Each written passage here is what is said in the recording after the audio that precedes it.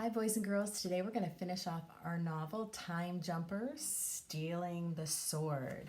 So we had just finished chapter 12, where they recognized a man who they bumped into in the crowd as the same man who had wanted the suitcase back in present time. So he was now in the past, and he has two different colored eyes. So, chapter 13. It's called Let the Games Begin. So let me get this straight, Ava says. Stepping away from the crowd, the man who wanted our suitcase in the future is the same man who broke King Arthur's sword in the past? Yes, Chase says, and that means he most definitely isn't a good guy. We need to tell Merlin he's here. Before they can move, bum ba bum ba ba. A loud trumpet blows. A hush falls over the crowd. As a white horse trots onto the field, and a kind-faced young man in a gold crown waves at from the horse's back. Long live King Arthur! The crowd shouts. Chase can't help it. He gasps. Never in his wildest dreams could he have imagined standing under the same sky as the real King Arthur. As the king climbs down from the horse, the two knights they'd overheard earlier place a large golden box next to him. Chase spots the man with the two different colored eyes watching from beside a tree. Excalibur! Excalibur! The crowd cheers. Arthur opens the box. He lifts out the sword, but it's only the blade. Arthur's jaw drops. Then he gently places the blade back in the box. King Arthur strides to the center of the field. He holds a shield in one hand and pulls a regular-looking sword from the side of his belt. His eyes narrow. I will find out who broke Excalibur, but first I will battle my opponents as planned. Let the tournament begin. 3 men line up across the king, and then a 4th man steps forward. He towers over everyone else. His shoulders are as wide as 2 regular-sized men. That must be Big Rob, Ava whispers. Chase nods.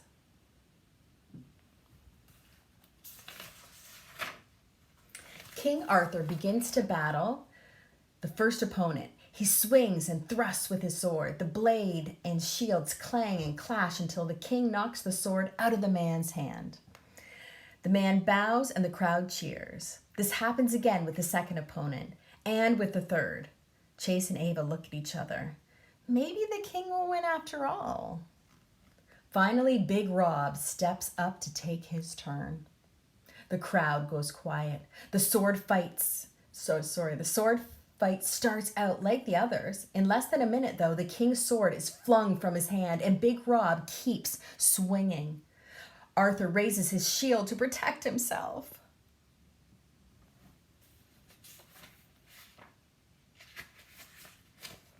Chase starts to panic. He scans the crowd. The 2 knights have disappeared. The man from the flea market is still by the tree, smiling as he watches the battle. Where's Merlin? Clash! Big Rob takes a chunk out of the king's shield. Chase turns to his sister and holds up the hilt. It's time to mess with the timeline.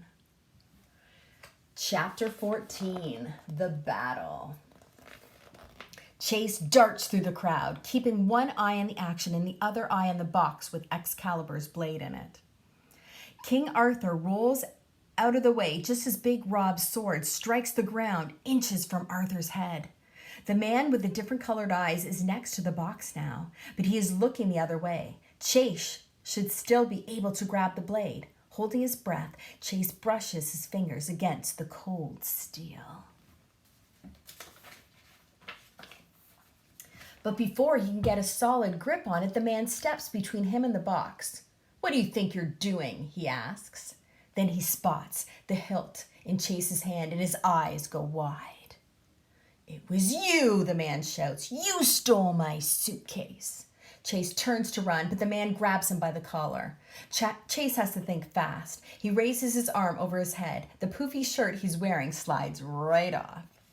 Chase grabs the blade before the man can react, and he starts running. The blade is so heavy, he needs both hands to carry it. Chase risks a glance over his shoulder. The man is only a few steps behind. Ava appears at Chase's side. The suitcase bangs against her legs and she stumbles. Chase catches her with just as a hand grazes his neck, and before the man can get a firm grip, Merlin is between them.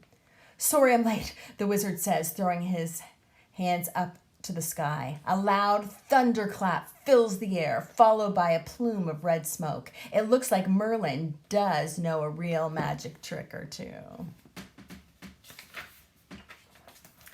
People begin running in all directions in the chaos. The man from the flea market is swallowed up by the crowd and the smoke. But the battle between King Arthur and Big Rob rages on. Big Rob brings down his sword. The king's shield goes flying. Chase quickly thrusts the hilt and the blade at Merlin. "Attach them, please!" A yellow glow rises up from the wizard's hands, and nothing else happens. He shakes his head. "My magic is not strong enough." Chase is stunned. On the field, Big Rob raises his sword and is about to strike. Chase tugs on Merlin's long robe. "But King Arthur needs Excalibur right now." Merlin hands the blade to Chase and the hilt to Ava. "I cannot do it," he tells them, "but you can." Chase and Ava begin to argue with the wizard. Then Chase thinks of how well he and Ava worked together at the flea market that morning. As though reading his mind, Ava says, We're a team." Chase brings the end of the blade down onto the hilt. Time seems to slow. They hold their breath as the hilt and the blade knit together, strands of steel twisting and blending into one. For an instant, the whole sword glows red, then hardens. Excalibur is whole again. "How do we do that?" Ava asks in a whisper. "I have no idea," Chase says. "We can figure that out later, but now," he whirls around and shouts, "Catch!" Then he lobs the sword right at King Arthur. Chapter 15, Saving a King. King Arthur catches Excalibur just in time. He thrusts the sword upward to block Big Rob's blow. Then he keeps on swinging. Within seconds, the huge man's sword is torn from his grip. The king holds up Excalibur in one hand and grabs onto Big Rob's wrist with the other. King Arthur has won. The crowd cheers and Chase and Ava shout along with everyone else. They did it! Ava pulls her camera out from under her collar. Click! She tucks it away again before anyone can see. Then she says, "I had hoped that once the sword was fixed, we'd be sent home." "Me too," Chase admits. He pauses. "Do you hear a humming sound?" "Yes, I thought I heard something," Ava says, "but with all the cheering going on, I couldn't tell for sure, and I think it's coming from in there." Ava points to the suitcase. They hurry away from the crowd, then open it. The humming gets louder. The remote control is buzzing and the red button is lit up. Ava reaches for the remote, but "Wait!" a voice shouts. Chase and Ava look up. The man from the flea market is coming right toward them. But he is not alone. King Arthur and Merlin lead the way, while two of the king's guard hold the man's arms. "Give me my suitcase," the man shouts at Chase and Ava as the group arrives. "You are not in a position to make demands," the king booms. "For the last time, tell me your name." The man shakes his head. The king steps closer. Then the man mumbles, "Randall." "Well, Randall, I hope you enjoy your stay in our dungeon," the king says. "Don't worry," Merlin adds. "You'll have 2 greedy knights and Big Rob to keep you company." "Not for long," Randall says under his breath. The king puts his hand on Chase and Ava's shoulders. Thank you both for your bravery today. Merlin and I shall never forget it. What can I give you for your kindness? We can't take anything where we're going, Chase says. Sure we can, Ava replies. No, we can't, Chase insists. Then he whispers to his sister. Look what happened the last time. Someone took something out of the timeline. Then the humming remote begins to jump towards Ava's hand. She lifts it up. The red button is now pulsing. She and Chase grab for each other. Then she presses the button and the ground instantly begins to spin. Goodbye, Merlin. Goodbye, King Arthur, they shout. Thanks for the dress, Ava adds, pulling it off and tossing it behind her. Medieval Great Britain disappears into a swirl of sky and earth, and the last thing they hear is a furious voice shouting, I'll find you, time jumpers. That suitcase is mine. Chapter 16, Home Sweet Home. When the spinning stops, Chase sees people walking toward the playground with bags from the flea market.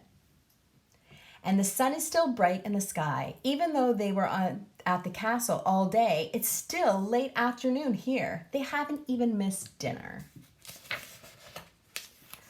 That really happened, Ava whispers. We went back in time. The remote in her hand has gone silent and dark once again, and she locks it in the suitcase. And now we're back, Chase shouts. He wants to dance and sing, and instead he leans over and he hugs his sister, something he hasn't done since she lost her part in the second grade play. If I had to get stuck back in time with anyone, I'm glad it was you. Ava blushes. Yeah, me too. She looks over at the suitcase. What do you think that guy Randall meant when he called us time jumpers? No idea, Chase says. We'll have to find Madeline at the flea market next weekend. We need to know how Randall found us. I have a feeling she knows more than she let on. As they bike home, Chase says, maybe we shouldn't tell anyone about all this until we understand more about it. Even Mom and Dad, we don't want to worry them. Ava hesitates, but then says agreed. They hear their parents in the kitchen. We're home, they shout, and then they run upstairs. Chase slides a suitcase under his bed. Then he pulls out his favorite notebook. He needs to write down every detail about medieval Great Britain. A few minutes later, Ava comes in and hands him the picture frame she bought at the flea market. To remember our adventure, she printed out a photo of the King Arthur and slid it into the frame. Thanks, he said, admiring the picture of the real live King Arthur. Amazing. Chase places it on his night table so it would be the first thing he sees every morning. I was thinking about something, he tells Ava. I don't think that was a cell phone that Randall was using at the flea market earlier. I think he has a remote control like ours. Ava's eyes widen. You must be right. Our remote knew it was time to send us back home as soon as the dragon hilt was back where it belonged. Randall must have been checking his matching remote at the flea market to see if anything inside the suitcase had been returned. Exactly, Chase says. Let's make sure we never leave our remote behind. Ava looks at her brother in surprise. You mean we're going back in time again? I don't think we have a choice, he says. There's a lot more things in that suitcase. Maybe they all need to go somewhere. We're time jumpers, right? Ava grins. Right. From under the bed, the suitcase begins to rattle. And that is the end. You can imagine more of their adventures. So I will be starting some new read-alouds next week, and I ordered some Cam Jansen books that came delivered, so I will be starting one of these for our next read aloud, so I'm looking forward to doing that. Enjoy your day, and hope you enjoyed our read along of Time Jumpers Stealing the Sword. Bye.